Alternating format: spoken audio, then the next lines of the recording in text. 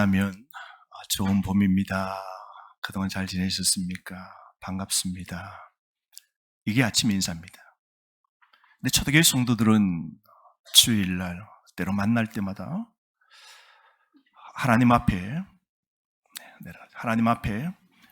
이렇게 인사합니다. 또 성도 간에 서로 인사를 이렇게 합니다. 예수 부활하셨습니다 라고 그렇게 인사하거든요. 한번 따라 하실까요? 예수 부활하셨습니다. 참으로 살아나셨습니다. 네, 이게 인사였습니다. 그래서 한 사람이 누가 먼저 만나면 먼저 한 사람이 예수 부활하셨습니다 라고 인사하면 대받아서 응답으로 정말 살아나셨습니다. 참으로 살아나셨습니다. 이게 초대교회 인사였어요. 오늘 아침 먼저 우리 서로 이런 인사를 했으면 좋겠어요. 제가 여러분들에게 예수님 부활하셨습니다 라고 인사하면 여러분들은 참으로 살아나셨습니다. 그렇게 한번 응답해 보실까요? 예수님 부활하셨습니다. 참 얼마나 좋습니까? 또 하나의 초대교회 성도들의 인사가 있다면 마라나타였습니다. 주님 부활하신 그 주님이 성천하시고 다시 오십니다. 그렇게 인사했죠. 여러분, 예수님이 죽음에서 살아나셨다는 이 사실, 이것은 우리가 들어야 될 뿐만 아니라 우리가 전해야 될 하나님의 복음이죠. 예수님이 부활하셨습니다. 이것은 우리의 희망이고 세상의 희망이기 때문에 항상 우리의 인사가 되어야 됩니다. 뿐만 아니라 세상 사람들에게도 예수 그리스도가 더 이상 죽지 않았다는 것과 살아계시며 부활하셨다는 사실을 우리는 널리 알려야 됩니다.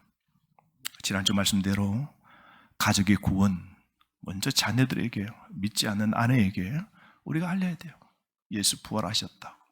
그 예수 믿고 영원한 천국에 살아야 된다. 가정부터 세상을 향하여 널리 알려야 될 기쁜 소식이죠. 예수님께서 사흘 만에 죽은 자 가운데서 살아나셨다는 사실은 우리 신앙 삶의 이게 기초입니다. 초석이죠. 바울은 그리스도의 부활이 없다고 가정하는 경우에 성도들만큼 비참한 사람이 없다고 그랬습니다. 왜냐하면 우리는 매주일 이렇게 이 좋은 화산날 여기 이렇게 시간을 보낸다. 오는 시간, 어떤 분들은 오늘 한 2시간 걸려요. 2시간. 지하철 한 2번씩 갈아타고 교회차 방배동에서 타고 여기 오면 집에 준비하는 시간 합치면 더 걸릴 겁니다. 남들은 다 이 시간 피곤해서 자든지 점심때는 또 꽃구경 가든지 그렇게 할 건데 우리는 매주마다 해야 돼요. 매주마다. 예수 그리스도의 부활하시니 주일날, 그런데 정말 예수님이 부활하시지 아니하셨다면 우리야말로 가장 비참하고 불행한 사람이라는 겁니다. 여기에 관해서 바울이 고린도전서 15장 14절에서 18절 말씀 말했거든요. 한번 찾아보실까요? 여러분, 고린도전서 15장 14절에서 18절 말씀. 그리스도의 부활이 없다고 하면 우리가 얼마나 불행한 사람이 되는지요. 고린도전서 15장 14절. 자, 여러분 한번 눈으로 읽어보시겠습니까? 저는 좀 더 쉬운 성경 번역된 책으로 한번 읽어보겠습니다. 14절. 만일 그리스도께서 다시 살리심을 받지 못한 채 아직도 죽은 자들 가운데 그대로 계신다면 우리같이 한 것은 아무 쓸모없는 헛된 것이며 여러분의 믿음 또한 헛됩니다. 15절. 더 나아가 우리 모두 하나님의 거짓 증언으로 드러나게 될 것입니다. 하나님께서 그리스도를 다시 살리지 못하셨는데도 우리가 다시 살리셨다고 증언해 왔기 때문입니다. 16절 보세요. 만일 죽은 자가 다시 살아나는 일이 없다면 그리스도께서도 다시 살리심을 받지 못하고 아직 죽은 상태로 계셔야 합니다. 17절. 만일 그리스도께서 다시 살리심을 받지 못하셨다면 여러분의 믿음도 몽땅 헛된 것이고 여러분은 여전히 제 가운데 있게 됩니다. 18절. 그렇게 되면 이미 세상을 떠난 그리스도인들도 다 멸망해 버렸을 것입니다. 여러분, 바울은 이렇게 부활의 진실성에 대해서 말합니다. 여러분, 우리가 믿는 이 주의를 지키고 신앙의 삶을 사는 게 얼마나 진실인지, 우리가 믿는 건 절대로 헛것이 아니다고 분명하게 이렇게 말씀하고 있죠. 초대교회의 예수님의 제자들과 일부 성도들은 예수님이 부활하신 걸 목격했어요. 직접 목격해요. 예수님이 부활하시기 전까지 여기저기에 나타나셨을 때마다 직접 눈으로 목격하고 어떻게 해요? 예수님 죽음에서 부활하셨네, 믿은 겁니다. 목격하고 체험하고 믿었습니다. 근데 하지만 여러분, 예수님이 부활하시고 난 후에 긴 역사 지금까지 우리는 다시 부활하신 예수님을 배울 수 없습니다. 볼 수 없죠. 예수님을 직접 보지도 않고서 믿는 성도 저와 여러분, 우리는 동일하게 예수님을 눈으로 보고 믿고 체험한 제자들이 가졌던 그 믿음과 동일한 믿음을 우리는 가져야 됩니다. 확실하다, 분명하다, 예수님 부활하셨다, 이런 분명한 믿음을 우리가 가져야 됩니다. 한번 보십시오. 예수님의 제자 가운데 도마. 우리는 도마하면 뭐가 생각납니까? 의심 많은 제자죠. 하필이 다른 제자들이 예수님 부활한 걸 목격했어요. 근데 그 현장에 도마가 없었습니다. 친구들이 말합니다. 예수님 부활하셨다고, 우리 선생님 부활하셨다고, 봤다고, 만져보았다고, 안아보았다고. 무슨 소리 하냐고. 내 눈으로 보지 못하였기에 난 믿지 못한다. 내 눈으로 봐야 예수님 부활하신 것 믿지라고 도마는 예수님의 부활을 의심했습니다. 그런데 후에 부활하신 예수님께서 의심 많은 도마에게 나타나셨어. 당신의 손과 팔과 옆구리를 만져보도록 했습니다. 그 자리에 마침내 도마는 감화되었고, 그리고 그로부터 위대한 신앙의 고백을 예수님께서 이끌어내셨죠. 부활하신 주님을 배웠던 도마의 고백이 무엇입니까? 오늘 28절 말씀입니다. 도마가 대답하여 이르되, 시작, 나의 주님이시요 나의 하나님이시니이다. 여러분, 가만히 보면 도마가 주님이 허락한 대로 예수님의 그 십자가에 달릴 때 못자국에 찍힌 이 구멍난 손, 창에 찔린 옆구리, 그리고 박힌 그 발의 구멍, 만져보았다는 것은 없습니다. 만져보려고 나타났는데 도마는 만져보았다는 그 예수님의 손과 옆구리의 상흔을 확인해 보았는지는 요한복음의 언급이 없이 도마의 고백이 바로 나옵니다. 감격에 겨운 신앙의 고백이 서술되어 있는데요. 뭐라 그럽니까? 나의 주님이시요 나의 하나님이십니다. 부활하신 주님이 자신 앞에 오늘 그 상흔의 자국을 보여줄 때 나의 주님, 나의 하나님이라고 봐야 합니다. 원어에 보면 간단합니다. 그냥 나의 주님, 나의 하나님이라고 합니다. 영어로 말하면 더 쉬워, 어려운 것도 없어요. My Lord and my God, 나의 하나님. 도마는 부활하신 그 예수님을 뭐라 그래요? 좀 전에 부활하신 예수님을 만났던 마리아는 나의 선생님이라고 그랬습니다. 근데 도마는 예수님을 의심한 믿음이 있었죠. 그 믿음 없는 모습을 보여주었던 도마는요, 자신의 입을 통해 나온 이 신앙의 고백은 과거의 실수를 만회할 만한 고백이었습니다. 마리아는 나의 선생님이라고 부활하신 주님을 불렀는데 도마는 뭐라 불렀습니까? 나의 주, 나의 하나님이라고 불렀어요. 선생 정도 아니라 이분은 나의 하나님이시다 라고 믿어도 확실하게 부활하신 주님을 믿게 됩니다.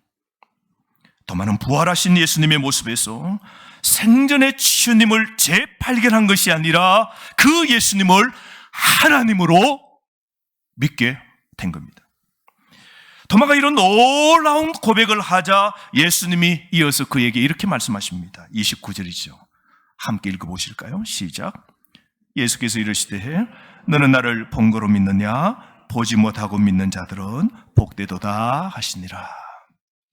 주님은 먼저 일단 토마의 믿음을 인정합니다. 토마가 이제 확실하게 믿는 걸 인정합니다. 당신은 나의 하나님이십니다. 죽었다 산 건 사람이 아니라 이건 하나님만이 하실 수 있는 거죠. 토마의 그 신앙을 인정해 주면서, 그러나 그의 믿음은 본 것에 근거한 것이죠.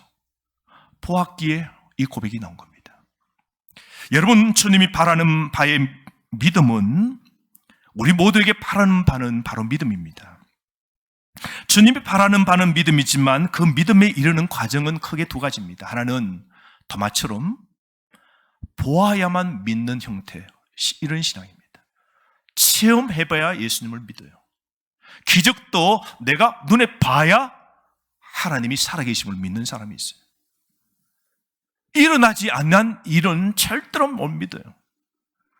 가나안의 그 땅을 점령할 수 있다는 것, 전쟁하기 전에도 계산해봐야 10명은 안 된다라고 생각합니다. 근데 2명은요 전쟁 안 했습니다. 그런데요 100% 믿는 것이죠. 10명은 해봐야 안 된다는 걸 계산적으로 풀어낸 사람들이죠. 이런 사람은 봐야 믿는다는 겁니다. 그런데 또 다른 하나는 보지 않고, 즉 어떠한 이적적인 사건에 의지하지 않고도 믿음을 갖는 것입니다. 여러분, 우리에게 더 바람직한 믿음은 뭘까요? 주님을 보고 믿는 사람이 아니라 보지 않고도 믿는 사람입니다. 도마 이후에 오고는 모든 세대, 오늘도 저와 여러분에게 주님이 요구하시는 믿음은 도마 같은 믿음이 아니라 보지 않고도 믿는 믿음을 요구하십니다. 그런 자를 하나님이 뭐라 그러세요? 복되도다 라고 칭찬하시는 겁니다. 우리는 오늘 도마처럼 부활하신 주님을 직접 목격할 수 없지만 우리 손에는 완성된 신구약의 하나님의 말씀을 통하여 예수 그리스도를 증거하고 있는 것을 믿을 수 있고, 또한 성령님께서, 예수님 이후에 성령님께서 우리 속에 예수 그리스도를 믿도록 예수를 증거하시기 때문에 우리는 믿을 수 있는 것이죠. 부활을 목격하거나 믿었던 예수님의 제자들과 성도들은 완전히 변화된 삶을 살았습니다.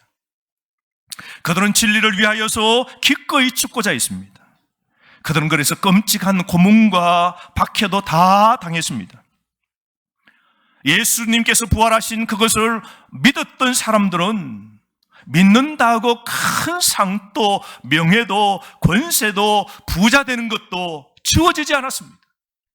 오히려 예수 부활을 믿을 때에 그들은 돌 맞고 고문당하고 사자에게 찢기고 십자가에 못 박혔습니다. 그들은 삶 전체를 주님께 몽땅 기꺼이 다 드릴 수 있었습니다. 왜요? 부활은 확실한 것이었거든요. 부활의 신앙을 갖고 난 다음 제자들은요, 급에 질린 사람에서 죽음 앞에 두려워하지 않는 사람으로 완전히 변화된 겁니다. 그들의 삶은 이전과 완전히 변화된 삶을 살았습니다. 여러분, 바울의 생각해 보십시오. 예수님을 믿는, 부활을 믿는 사람을 잡으러 다메섹이라는 지방으로 올라갔습니다. 시리아 지역이죠. 올라가다가 부활하신 주님이 태양보다 낮에 더 환한 빛으로 부활하신 주님이 나타났습니다. 너가 나를 왜 핍박하느냐 라고 그랬어요. 그때 부활하신 주님을 만났습니다. 아니요, 부활하신 주님이 바울을 찾아가셨죠. 창세전에 이 사울을 들어 이방의 복음을 위하여 서기 위하여 부활하신 주님이 그를 찾아가신 겁니다. 아마 몇 년 전에, 몇십 년 전에 저와 여러분을 부활하신 주님이 찾아가셔서 여러분을 예수 그리스도로 믿도록 해주신 주님의 은혜와 동일한 것처럼요. 그래서 그의 삶은 기독교에 대한 박해자에서 예수 그리스도를 위한 신자이자 선교사로 근본적으로 바뀌었습니다. 사울이라는 이름도 떼고 이제는 이방 선교사로 바울이라는 이름으로 삶이 완전히 바뀌었습니다. 여러분, 정말 우리가 예수 그리스도의 부활을 믿는다면 이전의 사는 삶처럼 그렇게 살 수는 없는 겁니다. 우리가 진짜 예수 그리스도의 부활의 신앙을 믿고 산다면 옛날처럼 그런 신앙의 삶을 그렇게는 살 수 없는 겁니다. 달라진 것이죠. 내 삶도 드릴 수 있는 것이죠. 주님을 위하여 헌신할 수 있는 것이죠. 죽음도 두려워하지 않는 담대함이 우리 속에 있다면 우리는 오늘 이 세상의 어떤 것도 우리는 두려워하지 않는 자로 당당하게 믿음의 삶을 살아갈 수 있는 것이죠. 여러분, 예수님께서 부활하셨습니다. 정말로 부활하셨습니다. 여러분, 이 예수님의 부활은 우리에게 무엇을 증명해 주는 걸까요? 첫 번째로 부활은 예수님이 하나님이심을 증명합니다. 예수님은 사람이 아니라 2000년 전에 이 땅에 팔레스타인 지역에 살았던 한 사람이 아니라 그 예수님은 하나님이심을 보여준 사건이 부활입니다.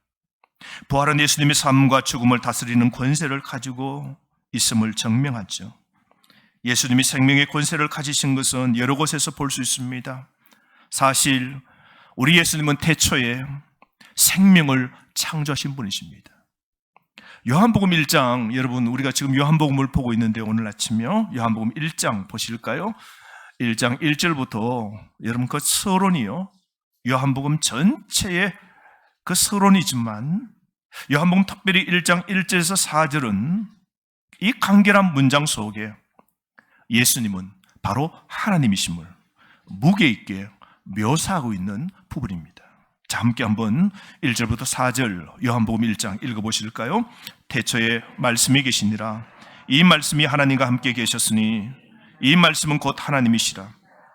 그가 태초에 하나님과 함께 계셨고 만물이 그로 말미암아 지은 바 되었으니 지은 것이 하나도 그가 없이는 된 것이 없느니라. 그 안에 생명이 있으니 이 생명은 사람들의 빛이라. 아멘. 여러분 다시 한번 보실까요? 다른 번역 성경은 이렇게 더 쉽게 번역되어 있습니다. 1절 말씀 눈으로 보세요. 천지가 창조되기 전, 아무것도 존재하기 전에 말씀이 계셨다. 이 말씀은 예수 그리스도이시며 그리스도는 하나님과 함께 계셨다. 예수님은 2절 천지가 창조되기 전부터 계셨다. 그분은 하나님이시다. 3절 그분은 모든 것을 창조하셨으며 그분이 만드시지 않고 존재하는 것은 아무것도 없다. 4절 그분 안에 영원한 생명이 있고 이 생명은 모든 인류에게 빛을 주신다. 여러분 창세기 1장 1절 말씀 우리 다 아시죠? 한번 해보실까요? 태초에 하나님이 천지를 창조하시니라. 천지, 그 사이 모든 존재하는 것 누가 창조하셨다고요? 하나님. 그 하나님이라는 단어는요 히브리어로 원어로 보면 복수입니다. 그래서 창세기 1장은 온 천지를 하나님이 말씀으로 창조하셨다라는 사실을 기록하고 있죠. 그런데 오늘 이 요한복음 1장에서는 그것이 어떻게 이루어졌는지를 알려줍니다. 즉 창조의 말씀을 하신 분은 누구예요? 성부 하나님이시고 그때 하나님의 아들 예수님, 즉 말씀이신 예수님께서 이 모든 것을 존재하도록 하셨다라고 오늘 더 구체적으로 설명하고 있죠. 그러므로 예수님은 이 땅에 태어난 존재하는 모든 것, 생명과 죽음을 주관하시는 분이시고 생명의 권세를 가지신 분이 창조주 하나님 예수님이시라는 사실을 말씀하고 있습니다. 그리고 죽음에 대해 예수님은 능력 갖고 계시는데요, 여러 곳에서 죽음에 대한 예수님의 능력을 볼 수 있는데요, 특별히 우리는 나사로를 죽은 자 가운데서 살리셨을 때만큼 더 두드러지는 것은 없습니다. 나사로 사건 보십시오. 예수님은 이 나사로를 너무 사랑해요. 그 너희들도 사랑하고. 예수님이 사역을 하시다가 선교 사역을 하시다가 머무는 곳이 가장 따뜻한 마음, 자기를 환대하는 이 집에서 쉬고 그렇게 했거든요. 근데 어느 날 나사로가 죽게 됩니다. 급하게 사람을 보내죠. 그래서 멀리 계신 예수님 보고 빨리 오시라고, 내 오라버니가 죽어간다고, 예수님 빨리 오시라고. 종과 사람을 보내었습니다. 근데 예수님 그 소식을 듣고 예수님이 머뭇머뭇 하는 바람에 나사로는 죽었습니다. 죽은 지 나흘이 지났어요. 나흘이 지나여 장사를 다 치르고 돌로 그 무덤을 다 막아두었습니다. 근데 마르다는 예수님께 이렇게 말합니다. 주님, 이제 시체가 썩어서 냄새납니다. 왜 이렇게 늦게 오셨습니까? 좀 일찍 오시지. 다 끝났습니다. 죽은 지 하루도 아니고 4일이 지났습니다. 생명이 그래도 호흡이 붙어 있을 때 오셔야지. 죽어버렸는데 이제 끝입니다. 냄새납니다. 장례 다 마쳤습니다. 그때 예수님께서 하신 말씀이 요한복음 11장 40절 말씀입니다.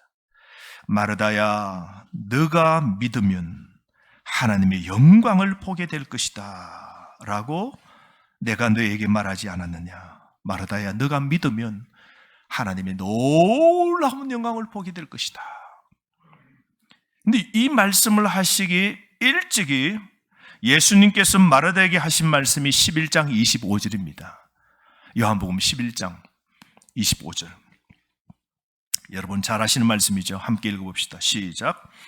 예수께서 이르시되 나는 부활이요 생명이니 나를 믿는 자는 죽어도 살겠고 무릇 살아서 나를 믿는 자는 영원히 죽지 아니하리니 이것을 내가 믿느냐.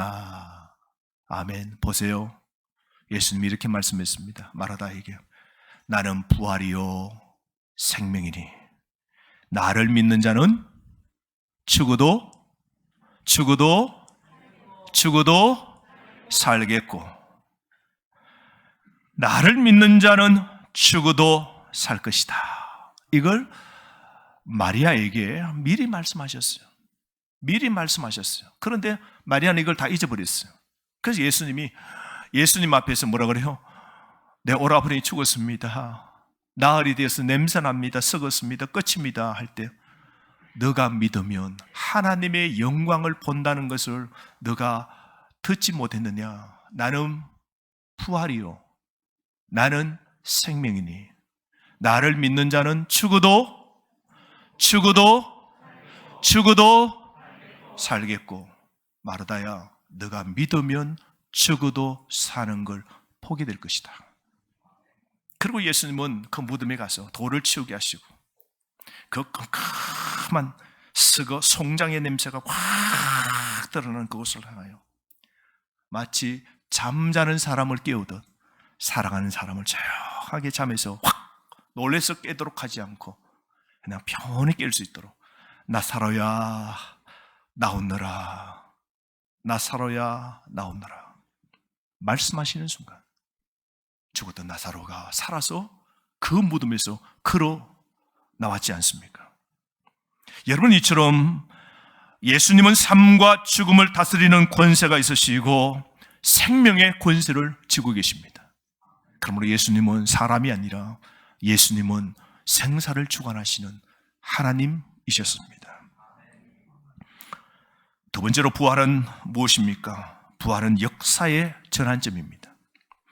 우리는 역사를 나눌 때 BC와 AD로 나누게 됩니다.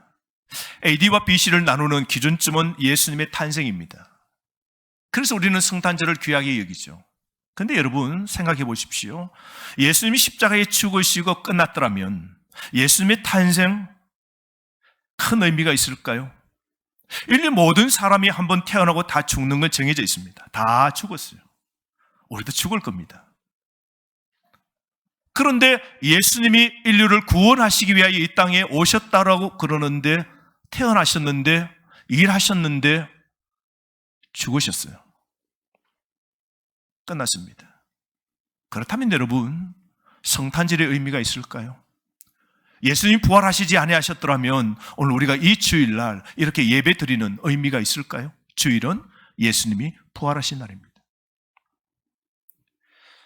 그러므로 우리가 예수님이 부활하시지 아니하였더라면 오늘 이 주일날 우리가 나와서 예수님을 향하여 경배, 예배할 필요가 없는 것이죠. 여러분, 이집트에 가면 피라밋이 유명합니다. 그것은 미라가 있기 때문입니다. 그래서 세상에 많은 사람들이 이집트 가서 피라미드를 보고 또 그 박물관에 가서 미라를 진기한 광경을 보기 때문에 이집트는 피라밋이 유명합니다. 런던에 가면 여러분 웨스트민스터 사원 교회가 정말 유명합니다. 그 교회를 제가 보았는데요. 그 교회 밑에 가면 그 지하에는 유명한 성직자나 유명한 사람들이 그곳에 묻혀 있습니다. 교회 지하의 땅에 묻혀 있거든요. 웨스트민스터 사원이 얼마나 큰지요.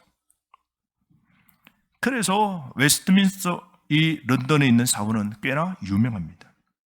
사우디아라비아가 유명한데요. 그곳은 무하마드의 무덤이 석관 속에 있습니다. 뼈가 그곳에 있어요.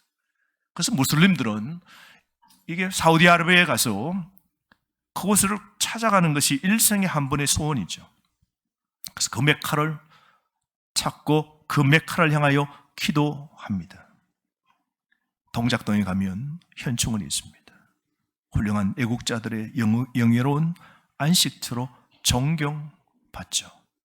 그러나 여러분, 예수님의 동산 무덤은 비어 있기 때문에 유명합니다. 예수님의 부활이 없다면 지금까지 인류는 희망이 없는 사람이 될 것입니다. 죽음은 우리 모두에게 막다른 골목이 되었을 겁니다. 죽으면 모든 게 끝이라고 한다면 여러분 역사가 어떻게 될까요? 한번 살다가 죽으면 끝이라고 생각하면 여기에 철학이 뭡니까? 살아있을 때 잘 먹고 잘 살고 건강하자. 이게 다 올인합니다.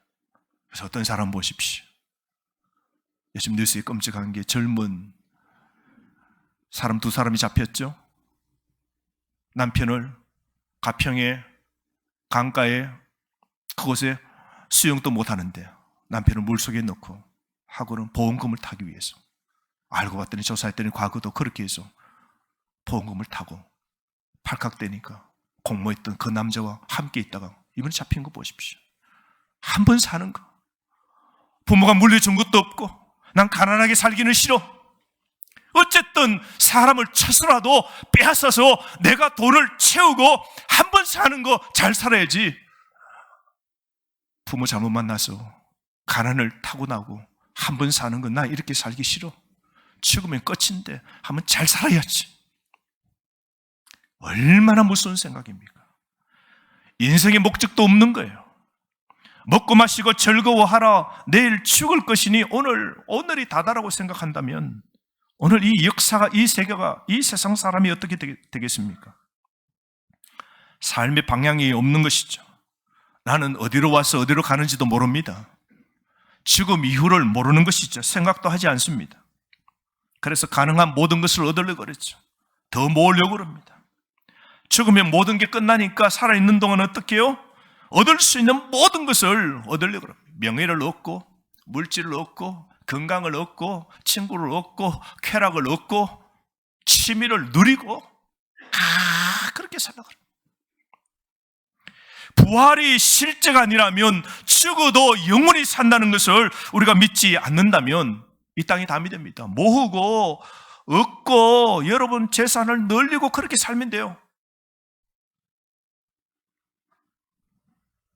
그런데 이게 다가 아니죠. 반드시 우리는 죽고 하나님 앞에 심판받고 예수 그리스도 부활을 믿은 자는 영원한 천국에서 이 땅에서 행한 대로 죄의 날을 헌신한 대로 교회를 위하여 충성한 대로 천국에서 다 보상받기 때문입니다. 그러므로 우리는 부활의 신앙으로 살아야 됩니다. 어떤 연세 드신 분이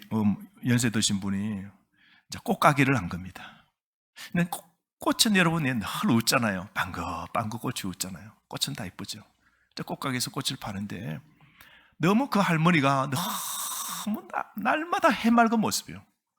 그래서 손님들이 와서 할머니 뭐가 그렇게 좋으세요? 할머니는 한 번도 얼굴도 찡그리지 않고 항상 웃고 항상 기쁘고 아니 뭐가 그렇게 좋은 일이 있으세요? 그 비법이 뭐예요? 라고 그 할머니에게 물었습니다. 그랬더니 그 할머니가 3일 비밀이 있다고. 나에게는 3일 비밀이라는 게 있다고. 그래서 나는 늘 행복하다고. 할머니 그게 뭐예요? 그게 무슨 비밀이에요? 이야기합니다. 난들 왜 어려움이 없겠냐고. 난들 왜 고난이 없겠냐고. 난들 왜 자식 걱정이 없겠냐고, 난들 왜 지병이 없겠냐고. 근데 나는 늘 이렇게 생각한다고. 3일, 예수님이 죽으시고 3일 만에 부활하셨는데, 내가 지금 어두움과 고난과 질병과 힘듦이 있어도 며칠요? 3일만 지나면 다 해결되는데, 시간적으로 3일이 아닐지라도 내 삶에 지금 고난, 어려움, 질병, 괴로움이 있어도 조금 후에는 부활처럼, 빛처럼, 소망으로 모든 문제가 다 바뀌게 되는데, 그래서 나는 예수님이 부활하신 날처럼 내 삶도 이 부활의 원리로 나는 산다고. 그래서 어떤 고난이 와도 결국은 다 광명을 얻고 기도 응답을 얻고 하나님께서 복 주셔서 해결됨을 나는 믿고 체험하며 살아간다고. 그래서 나는 늘 오늘 고난이 있어도 3일 후에는 하나님이 다 해결해 주시는데, 그렇게 해서 나는 즐겁게 산다고. 이게 그분의 즐겁게 사는 비결이었다고 그럽니다. 여러분, 문제는 대부분의 사람들은 자신이 영원히 사형선고 받았다는 사실조차 모릅니다. 그들은 이 생이 끝날 때 그리스도 없이는 천국에 갈 수 없다는 것을 알아야 됩니다. 부활하신 주님이 없이는 여러분 희망이 없습니다. 사탄은 사람들의 생명을 갖고 장난칩니다. 그래서 사탄은 사람들로 하여금 희망을 보지 못하도록, 예수의 부활을 믿지 못하도록 방해합니다. 하지만 여러분, 예수님은 죽음에서 부활하셨으므로 부활은 우리 모두에게 생명과 소망의 새로움을 가져다 줍니다. 예수님이 죽은 자 가운데서 살아나셨을 때, 무덤에서 나오셨을 때 완전히 새로운 시대가 시작된 것이죠. 이처럼 부활은 역사적으로 중요한 전환점이자 변곡점이 되는 겁니다. 세 번째로 부활은 무엇일까요? 부활은 우리의 부활을 보증합니다.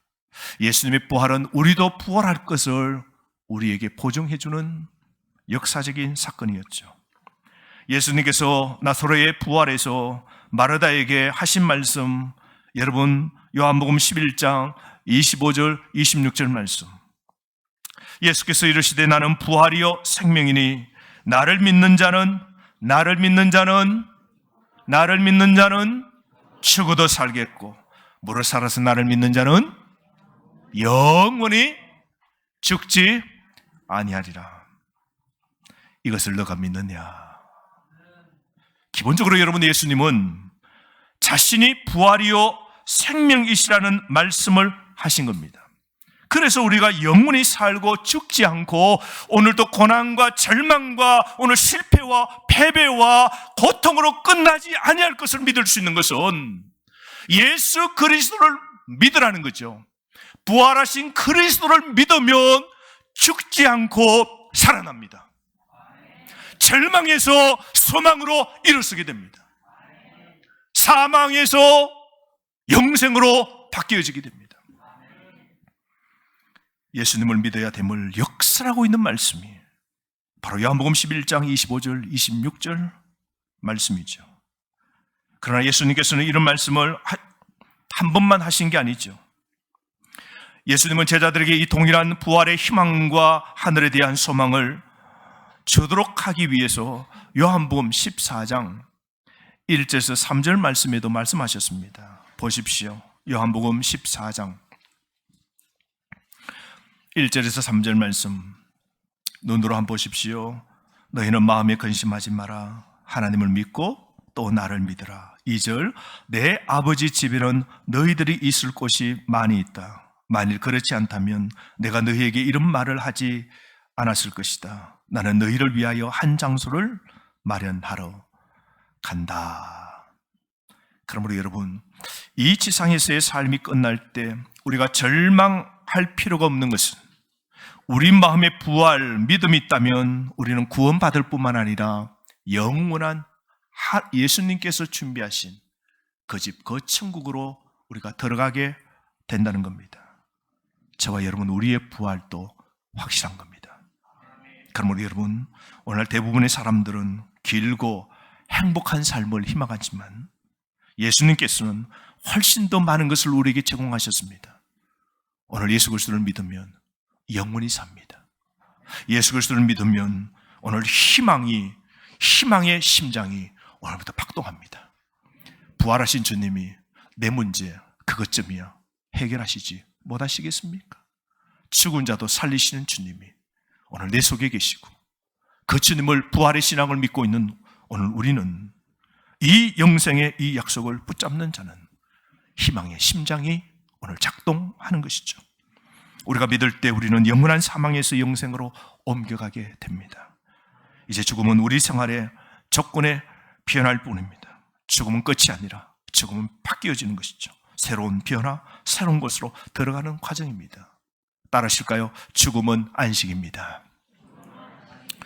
여기에 연세 드신 분들이 계세요. 이제 80이 넘고 세월이 갈수록 가시는 우리 연세 드신 권사님, 또한 우리 젊은 분들도 가는 건 나이 따라 가는 것 아닙니다. 우리 앞에 죽음은 눈앞에 있습니다. 그런데 부활하신 주님을 믿는 우리에게는 죽음은 안식입니다. 무거웠던 이 땅의 고난과 고통을 다 내려놓고 영원히 쉼과 평안을 누리는 게 죽음입니다. 또한 따릅시다. 죽음은 이동이다. 죽음은 끝이 아니라 죽음은 여기에서 저기로, 오늘 이 땅에서 하나님 나라로 이동입니다. 그러므로 여러분, 죽음을 정립하십시오. 죽음을 두려워하지 마십시오. 부활하신 주님을 믿는, 부활하는 우리에게는 죽음은 끝이 아니라 죽음은 영원한 안식으로 들어가는 것이고 죽음은 이곳에서 저곳으로 이동하는 겁니다. 그러므로 부활을 믿는다면 성도의 죽음은 외롭지 않습니다. 부활을 믿는다면 성도의 죽음은 슬프지 않습니다. 성도는 죽음 이후가 정말로 여러분 더 행복합니다. 고린도후서 5장 8절 말씀에 사도 바울은 하나님의 백성들의 영광스러운 미래에 대해서 이렇게 말합니다. 우리는 두려워하지 않습니다. 오히려 죽는 것이 더 만족스럽습니다. 그렇게 되면 주님과 함께 하늘의 집 천국에서 영원히 살 수 있기 때문입니다. 로마서 8장 18절 말씀에 생각건대 현재의 고난은 장차 우리에게 나타날 천국의 영광과 좋게 비교할 수 없다 그랬어요. 여러분, 그래서 천국 가는 게 얼마나 좋은지 모릅니다. 이 땅에서 아무리 좋은 것, 이 땅에서 고통이 아무리 힘들어도 이 땅은 잠시입니다. 끝나면 부활의 주님을 믿는 우리는 부활하신 주님처럼 부활하여 영원한 안식으로 이동하여 그곳에서 이 땅과 좋게 비교할 수 없는 천국의 영원한 기쁨, 천국의 영원한 안식 누리게 됩니다. 이게 얼마나 우리에게 큰 복입니까? 이것이 우리가 그리스도 주님이 부활하신 이날 우리가 진정으로 기뻐해야 될 이유인 것이죠. 여러분, 오늘 이 시대는 모든 것이 변합니다. 오늘 이 변하는 시대에 우리가 의지할 수 있는 건 유일하신 부활하신 예수 그리스도입니다. 오늘 시대처럼 가장 어두운 시대에 부활절은 우리에게 빛을 줍니다. 그러므로 여러분, 압도적인 오늘 낙심 속에, 절망 가운데, 오늘 괴로움 가운데, 고통 가운데 있는 성도 여러분, 오늘 부활의 이 신앙으로 다시 일어서길 바랍니다. 참담한 상실 속에서도 기쁨을 가져다주는 부활의 소망으로 살아가시길 바랍니다. 여러분, 주님의 무덤은 비었습니다. 예수님은 살아나셨습니다. 그리고 이것은 우리에게 희망입니다. 다시 한번 이 아침 그러므로 우리가 서로 인사를 나누어 볼까요? 예수님이 살아나셨습니다. 참으로 살아나셨습니다. 예수님이 살아나셨습니다. 참으로 살아나셨습니다. 우리 다 함께 한번 동성으로 기도할까요? 기도합시다.